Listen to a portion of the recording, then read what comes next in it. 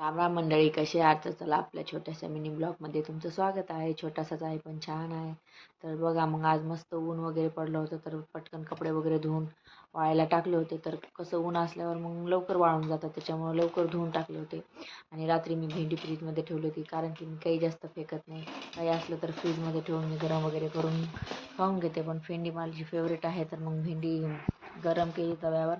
आणि कसं मग लवकर जेवण केलं ना, मग भूक पण लागत नाही आणि त्याच्यामध्ये आबीर उठून जातं. मग आबीर उठल्यावर जेवणच करू देत नाही. तर मग किचन ओटाही साफ करायचं होतं. मग किचन ओटा एकदा साफ केलं ना, तर बघा किती छान वाटतं आणि असं वाटतं खूप जास्त आपलं काम कमी झालं म्हणून. मग जेवण घेतलं.